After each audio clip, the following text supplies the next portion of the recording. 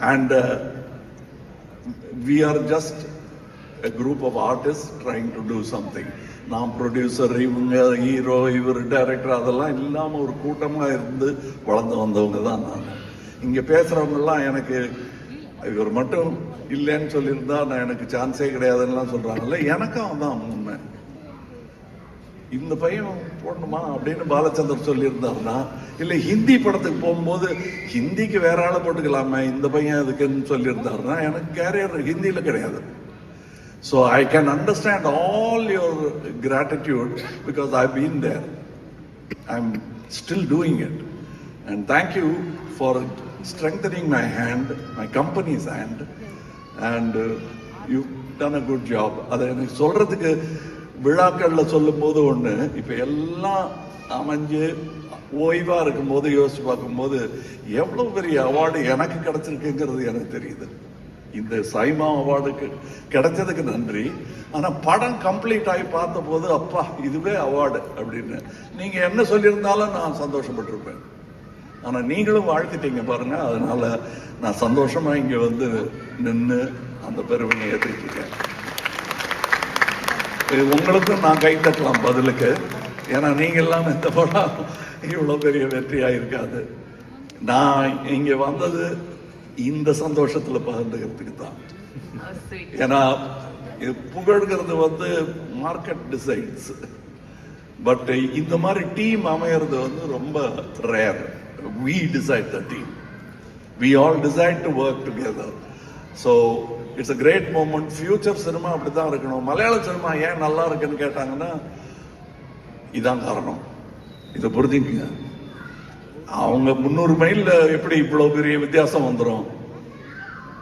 அதே தானே சேர சோழ பாண்டிய நாடு தானே, அந்த மாதிரி எப்படி வந்ததுன்னா இந்த டீம் ஒர்க்கை கொஞ்சம் நல்லா பண்ணிட்டு இருக்காங்க அவங்க.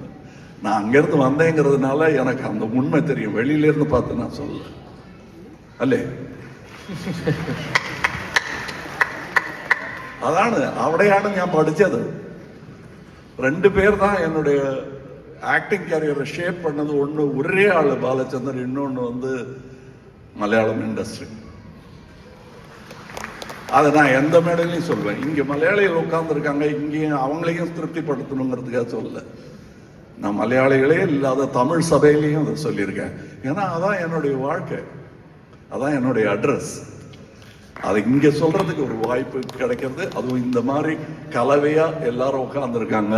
சவுத் இந்தியன் சினிமான்னு சொல்லும் போது அதுல நானும் சேர்ந்துக்கலாங்கிற பெருமையை எனக்கு சேர்த்து கொடுத்தது மறுபடியும் மலையாள படம் தான். அந்த பெருமையை தக்க வைத்துக் கொள்ள வேண்டியது சவுத் இந்தியாவுடைய கடமை. அதுல தமிழும் 2வது இடத்துக்காவது வரணுங்கிறது தான் என்னுடைய ஆசை. அப்ப என்னங்க இப்படி சொல்றீங்கன்னா, நட்சத்திரங்கள் will never decide the trajectory of an industry. Please remember that. I'm not talking to all the front row gentlemen here. They all know it. உங்களுக்கு தெரியணும் அது. நட்சத்திரங்கள் are transient. அதனால தான் எனக்கு ரைட்டர்ஸையும் டெக்னீஷியன்ஸையும் ரொம்ப பிடிக்கும். நான் அங்கேருந்து தான் வந்தேன். So thank you for this opportunity to celebrate the actual heroes.